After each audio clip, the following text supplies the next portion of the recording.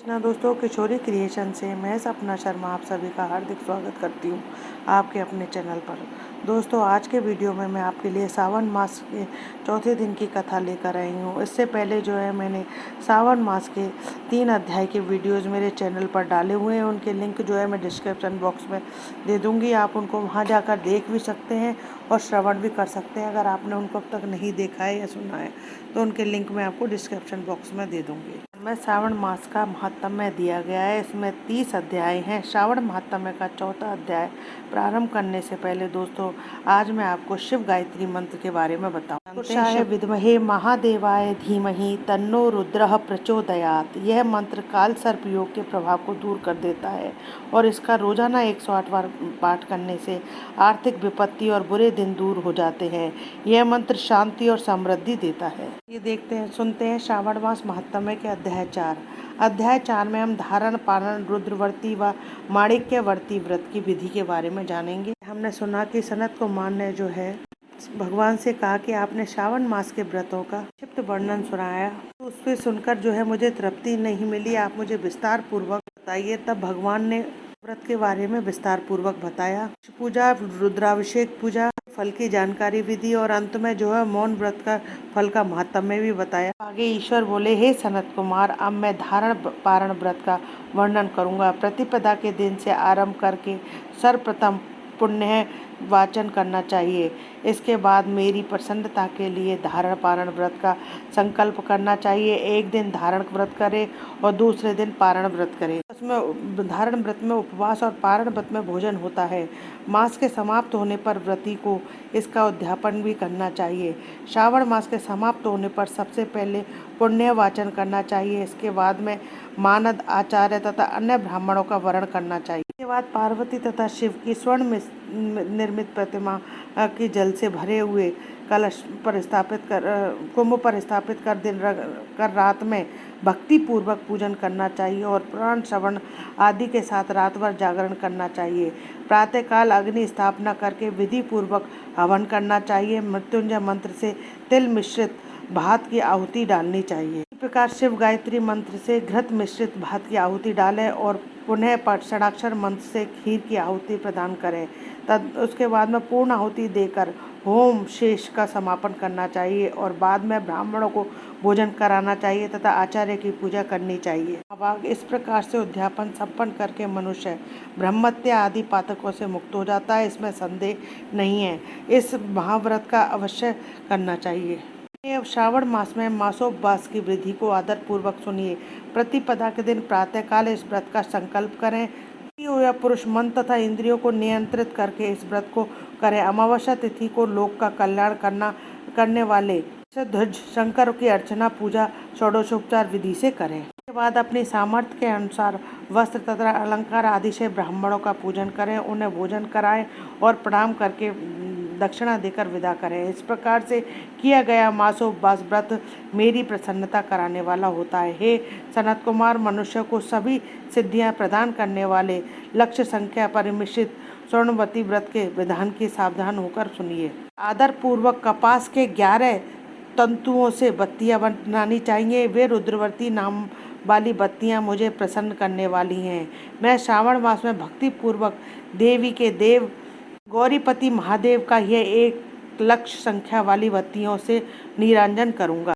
सावन मास के प्रथम दिन विधि पूर्वक संकल्प करके महीने भर प्रतिदिन शिवजी का पूजन कर 1000 बत्तियों से निरांजन करें और अंतिम दिन 71,000 बत्तियों से निरांजन करें, अथवा प्रतिदिन 3000 बत्तियां आदर पूर्वक अर्पण करें और अंतिम दिन 13,000 बत्तियां समर्पित करें, अथवा एक ही दिन सभी 1 लाख बत्तियों को मेरे समक्ष जलावें। प्रचुर मात्रा में घी में भिगोकर जो इन बत्तियां होती हैं वह मुझे बहुत प्रिय है। इसके पश्चात मुझे विश्वेश्वर का पूजन करके कथा श्रवण करें। सनत कुमार बोले, हे देव, हे जगन्नाथ, हे जगदानंद कारक, कृपा करके आप मुझे इस व्रत व्रत का प्रभाव बताएं। हे प्रभु, इस व्रत को किसने किया था, इसके उद्यापन की क्या विधि होती है। बोले, हे ब्रह्मपुत्र, व्रती में उत्तम इस स्वर्णवर्ती व्रत के विषय में सावधान होकर सुनिए। यह व्रत महापुण्यप्रद, सभी उपद्रवों का नाश करने वाला, प्रीति तथा सौभाग्य देने वाला, पुत्र पौत्र तथा संपत्ति प्रदान करने वाला, शंकर जी को प्रीति उत्पन्न करने वाला और परम पद शिवलोक को देने वाला है। लोकों में रुद्रव्रती के समान कोई उत्तम व्रत नहीं है। इस संबंध में लोग यह प्राचीन दृष्टांत देते हैं कि क्षिप्रा नदी के तट पर उज्जैनी नामक एक सुंदर नगरी थी। उस नगरी में सुगंधा नामक एक परम सुंदरी वीरांगना थी। उसने अपने साथ संसर्ग के लिए अत्यंत दुष्य शुल्क निश्चित किया था। स्वर्ण मुद्रा देकर के संसर्ग करने की शर्त उसने रखी है। सुगंधा ने को तथा ब्राह्मणों को भ्रष्ट कर दिया था। उसने राजाओं तथा राजकुमारों को भी के आभूषण लेकर के उनका बहुत तिरस्कार किया था। इस प्रकार उस सुगंधा ने बहुत लोगों को लूटा था। सुगंध से कोस भर का स्थान सुगंधित रहता था। वह पृथ्वी तल पर रूप, लावण्य और क्रांति की मानव निवास स्थली थी। वह 6 रागों और 36 रागनियों के गायन में तथा उसके अन्य बहुत से भेदों को भी गान क्रिया में अत्यंत कुशल थी। वह नृत्य में रंभा आदि देवांगनाओं को भी तिरस्कृत कर देती थी। एक एक पग पर वह अपनी गति से हाथियों तथा हंसों का उपहास कर देती थी। किसी दिन वह सुगंधा कटाक्षों तथा बहुत चालन के द्वारा काम बाणों को छोड़ती रहती। कीड़ा करने के विचार से क्षिप्रा नदी के तट पर पहुंच गई और उसने ऋषियों के द्वारा सेवित मनोरम नदी को देखा। वहाँ कई विप्र ध्यान में लगे हुए थे तथा कई जप में लीन थे, शिव अर्चना में रत थे तथा कई विष्णु के पूजन में तल्लीन थे। हे महामुने, उसने उन ऋषियों के बीच विराजमान मुनि वशिष्ठ को देखा। उनके दर्शन के प्रभाव से उसकी बुद्धि धर्म में प्रवृत्त हो गई। जीवन तथा विशेष रूप से विषयों से उसकी विरक्ति हो गई। वह अपना सिर झुकाकर बार बार मुनि को प्रणाम करके अपने पापों की निवृत्ति के लिए मुनि श्रेष्ठ से कहने लगी। बोली, हे अनाथनाथ, हे विप्रेंद्र, हे सर्व विद्या विशारद, हे योगीश, मैंने बहुत से पाप किए हैं। अतः हे प्रभु, उन समस्त पापों के नाश के लिए मुझे उपाय बताएं। ईश्वर बोले, हे सनत कुमार, उस सुगंधा के इस प्रकार कहने पर दीन वत्सल मुनि वशिष्ठ उसके कर्म को जानकर आदर पूर्वक कहने लगे। वशिष्ठ बोले, तुम सावधान होकर सुनो। जिस पुण्य से तुम्हारे पापों का पूर्ण रूप से नाश हो जाएगा, वह सब मैं तुमसे कह रहा हूँ।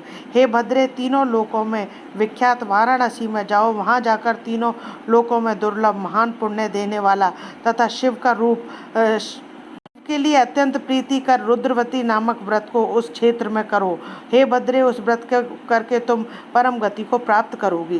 बोले, तब उसने अपना धन लेकर सेवक गण तथा मित्र सहित काशी में जाकर वशिष्ठ के द्वारा बताए गए विधान के अनुसार उस व्रत किया। इस प्रकार वह सशरीर उस शिवलिंग में विलीन हो गई। हे सनत कुमार, इस प्रकार स्त्री इस परम दुर्लभ व्रत को करती है। वह जिस अभिष्ट पदार्थ की इच्छा करती है, वह निसंदेह उसे प्राप्त करती है। व्रत अब पाप माणिक्यवर्तियों का महात्म्य सुनिए। हे विप्रेंद्र, उन माणिक्यवर्तियों के व्रत से स्त्री मेरे अर्थ आसन के अधिकारिणी हो जाती है और महाप्रलय पर्यंत वह मेरे लिए प्रिय रहती है। मन में इस बात की संपूर्णता के लिए उद्यापन का विधान बताऊंगा। चांदी की बनी हुई नंदीश्वर की मूर्ति पर आसीन स्वर्णमयी भगवान शिव की पार्वती सहित प्रतिमा को कलश पर स्थापित करना चाहिए और विधि के साथ पूजन करके रात्रि में जागरण करना चाहिए। इसके बाद प्रातःकाल नदी में निर्मल जल में विधि पूर्वक स्नान करके 11 ब्राह्मणों सहित आचार्य का वरण करना चाहिए। इसके बाद रुद्र सूक्त अथवा गायत्री से अथवा मूल मंत्र से घृत, खीर और बिल्व पत्रों का होम हवन करना चाहिए। इसके बाद में पूर्णाहुति होम करके आचार्य आदि की विधिवत पूजा करनी चाहिए और सपत्नी 11 उत्तम विप्रों को भोजन कराना चाहिए। स्त्री इस प्रकार से व्रत करती है, वह समस्त पापों से मुक्त हो जाती है। उसके पश्चात विधान पूर्वक कथा सुनकर स्थापित की गई उस समस्त सामग्री ब्राह्मण को दे देनी चाहिए। इससे निश्चित रूप से हजारों अश्वमेध यज्ञों का फल प्राप्त होता है। श्री स्कंद पुराण के अंतर्गत ईश्वर सनत कुमार संवाद में श्रावण मास माता में धारण पारण मासों प्रवास वर्ती कथन नामक चौथा अध्याय संपूर्णम। दोस्तों, यदि आपको मेरा ये वीडियो पसंद आए तो प्लीज़ मेरे वीडियो को ज़्यादा से ज़्यादा लाइक और शेयर करें। यदि आप मेरे चैनल पर नए हैं तो चैनल को सब्सक्राइब करना ना भूलें। पास ही में बेल आइकन को दबाएं जिससे मेरे आने वाले हर नए वीडियो को नोटिफिकेशन आपको मिल जाए। जय श्री कृष्ण दोस्तों।